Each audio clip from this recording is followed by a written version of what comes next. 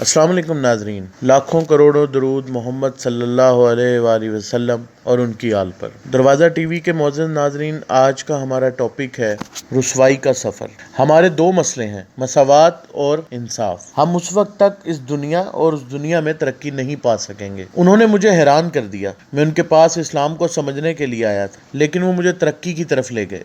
मेरा ख्याल ये है, इंसान इस दुनिया में सिर्फ 3 चीज़ें तलाश करता है। ये 3 चीज़ें उसकी पहली और आखिरी ज़रूरत है। इन 3 चीज़ों में पहली चीज़ खुशी है, दूसरी सुकून और तीसरा आराम है। हमें दुनिया में इन 3 चीज़ों के अलावा कुछ नहीं चाहिए। हमारा हर काम खुशी की तलाश से शुरू होता है और खुशी पर पहुंचकर होता है।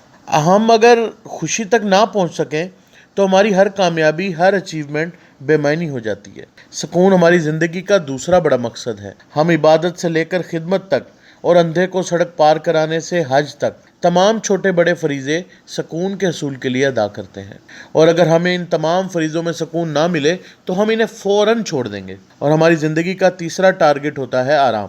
हमारी सारी कामयाबियाँ, हमारी सारी कोशिशें और हमारी सारी जद्दोजहद आराम पर आकर ख़त्म होती है। आरामदेह गाड़ी, आरामदेह और कुशादा घर, गर्मियों में ठंडा और सर्दियों में गर्म कमरा, आरामदेह सोफ़ा, आरामदेह बेड, आरामदेह ड्राइंग रूम, आरामदेह और खूबसूरत फार्म हाउस और साहिल समंदर पर आरामदेह हट। ये क्या है नाजरीन? ये सब हमारी कारकर्दगी, हमारी कामयाबी और हमारी कोशिश का आखिरी नतीजा है। ये दुनिया के हर इंसान की ज़िंदगी के मकासद हैं, लेकिन साथ ही मैं सोचता हूँ, इन तीनों में इस्लाम कहाँ फिट होता है? ये खुशी के मकसद में कहाँ मुआविन है? ये सुकून को कहाँ कहाँ एड्रेस करता है? और ये आराम और आसाइश की ख्वाहिश में कहाँ कहाँ हमारी मदद करता है? मुझे इसका कोई जवाब नहीं मिलता। चुनाचा मैं इस दायमी सवाल के जवाब के लिए उनके पास आ गया। उन्होंने मेरा सवाल सुना और इसके बाद जवाब दिया। हमारे 2 मसले हैं, मसावात और इंसाफ। हम जब तक इनकी तरफ नहीं आएंगे, हम इस वक्त तक दुनिया और इस दुनिया में तरक्की नहीं पा सकेंगे। वो इत्मीनान से सोफे पर बैठे थे। मैंने इनसे अर्ज किया, जनाब मैं समझा नहीं। वो बोले, इंसान के आराम, सुकून और खुशी की इमारत तरक्की पर इस्तवार है। ये जब तक तरक्की नहीं करता, ये उस वक्त तक खुशी, सुकून और आराम से लुत्फ नहीं ले सकता। और तरक्की और इसके बाद आराम, सुकून और खुशी, इंसाफ और मसावात के बगैर मुमकिन नहीं। और इस्लाम दुनिया का वाहिद मज़हब है जिसने मसावात और इंसाफ दोनों को अपनी रूह का दर्जा दिया। मैंने हैरत से इनकी तरफ देखा। वो बोले, अगर कोई मुझे ये कहे आप 2 लफ्ज़ों में इस्लाम की तारीफ़ करें तो मैं कहूँगा मसावात और इंसाफ। मैंने अर्ज़ किया, जनाब ये कैसे? वो बोले, इस्लाम के 5 अरकान हैं, तौहीद, नमाज, रोज़ा, ज़कात और हज। ये 5 अरकान मसावात हैं। देखिए, कलमा हर शख्स के लिए मसावी है। हर मुसलमान, खा वो अरबी हो या अजमी, खा ये नौकर हो या बादशाह, और खा ये अमीर हो या गरीब, इसके लिए एक ही कलमा है। और ये खा कितना ही बड़ा और ताकतवर क्यों ना हो जाए, ये उस वक्त तक मुसलमान नहीं हो सकता जब तक ये ला इलाहा इल्लल्लाह मुहम्मद रसूलुल्लाह सल्लल्लाहु अलैहि वसल्लम ना कह दे। और ये कलमा किसी के लिए ना छोटा होता है ना ही बड़ा। नमाज दूसरा रुकन है।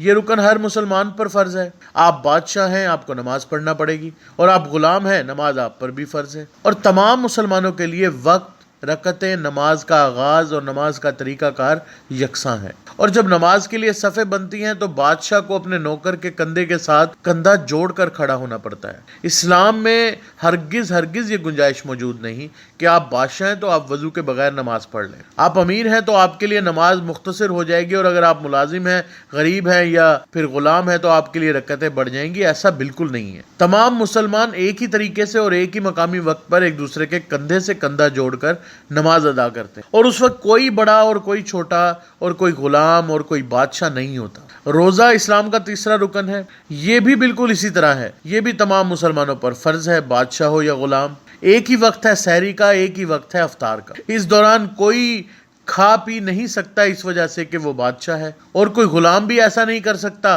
कि वो ग़ुलाम है। किसी के लिए शरई उज़्र के बगैर कोई रियायत नहीं। ज़कात भी बिल्कुल ऐसे ही है।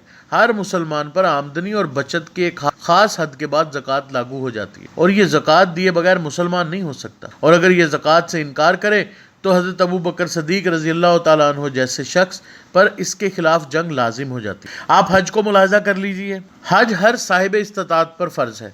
हज के दिन भी मुअय्यन है और इनके तमाम मुनासिक भी। आप बादशाह हैं या बादशाह के नौकर, आपको एक जैसा ही एहराम बांधना पड़ेगा। आपको एक ही मकाम से हज शुरू करना पड़ेगा और आपका हज भी एक ही मकाम पर इख्तिताम पजीर होगा। आपको अराफात में بھی ٹھہرنا پڑے گا، مینا میں بھی جانا ہوگا، مزدلفہ میں بھی، اور آپ کو صفا مروہ کے پھیرے بھی لگانا ہوں گے، شیطان کو کنکریاں بھی مارنا ہوں گی، اور کعبہ کا طواف بھی کرنا ہوگا۔ حج میں آپ کو عمارت، اقتدار اور اختیار کی وجہ سے کسی جگہ کوئی رعایت نہیں ملے گی۔ یہ نہیں ہو سکتا کہ آپ سعودی شاہ ہیں تو آپ احرام کے بغیر حج کر لیں، یا پھر آپ مینا نہ جائیں، آپ کا حج مکمل ہو جائے گا۔ اور دنیا کے امیر ترین شخص ہیں تو آپ رمضان میں حج کر لیں، آپ مسلمان ہیں تو آپ کو مخصوص دنوں میں اس پورے عمل سے گزرنا ہوگا۔ وہ خاموش ہوئے، لمبی سانس لی اور بولے، اسلام نے مساوات کو اپنے وجود کا حصہ بنا دیا۔ چنانچہ مسلمان جب تک اسلام کے بنیادی ارکان کی مساوات کو فالو نہیں کرتے، اس وقت تک مسلمان نہیں ہو سکتے، اور جب آپ مساوات قائم کر لیتے ہیں تو پھر انصاف آپ سے دور نہیں رہتا، آپ خود بخود منصف ہو جاتے ہیں۔ اسلام دنیا کا پہلا مذہب ہے جس نے انصاف کو ججوں تک محدود نہیں کیا، بلکہ اس نے ہر شخص کو منصف بنا دیا، جس نے ہر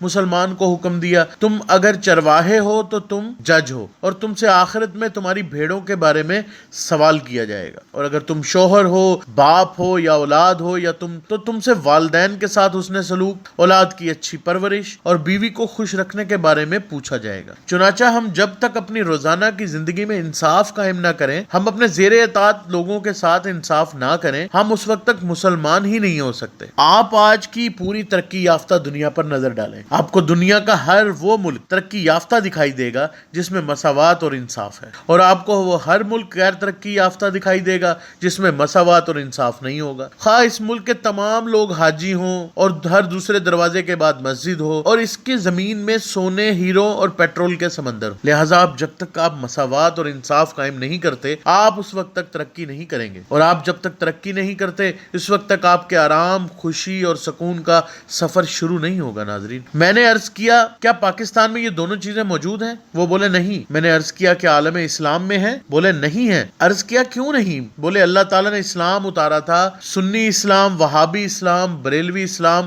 اور شیعہ اسلام نہیں اتارا تھا۔ اللہ کی مسجد صرف مسجد تھی، نماز صرف نماز تھی، رمضان صرف رمضان تھا، زکوٰۃ صرف زکوٰۃ تھی، حج صرف حج، اور جب تک یہ حج صرف حج، زکوٰۃ صرف زکوٰۃ، نماز صرف نماز، مسجد صرف مسجد اور رمضان صرف رمضان رہا، مسلمان اس وقت تک ترقی کرتے رہے، اور اس ترقی کی وجہ سے یہ خوشی، سکون اور آرام بھی پاتے رہے۔ لیکن جس دن انہوں نے مسجد کو شیعہ مسجد، وہابی مسجد، سنی مسجد اور بریلوی مسجد بنایا، جس دن انہوں نے نماز کو بھی یہی ترتیب دے دی، اسی طرح حج کو اور زکوٰۃ کو بھی انہوں نے شیعہ، سنی، بریلوی اور دیوبندی میں بانٹ دیا، اس دن مساوات اور انصاف جیسے اصول ان کے ہاتھ سے نکل گئے، اور یہ دنیا اور آخرت دونوں میں رسوا ہونے لگے۔ رسوائی کا یہ سفر اس دن تک جاری رہے گا جب تک یہ انصاف اور مساوات کے اصولوں پر واپس نہیں آتے۔ یہ جب تک توحید کو محض توحید، نماز کو محض نماز، حج کو محض حج، زکوٰۃ کو محض زکوٰۃ اور روزے کو محض روزہ نہیں بناتے، کیونکہ کوئی مسلمان اس زمین پر اللہ کے اصولوں کی خلاف ورزی کر کے خوش نہیں رہ سکتا، نہ ہی سکون پا سکتا ہے اور نہ ہی آرام کا ذائقہ چکھ سکتا ہے۔ میں توقع کرتا ہوں کہ ہم سب کو اللہ پاک اس پر عمل کرنے کی توفیق عطا فرمائے۔ ناظرین، مجھے امید ہے کہ آپ کو یہ میری ویڈیو ضرور پسند آئی ہوگی۔ دروازہ ٹی وی کے تمام معزز ناظرین، السلام علیکم۔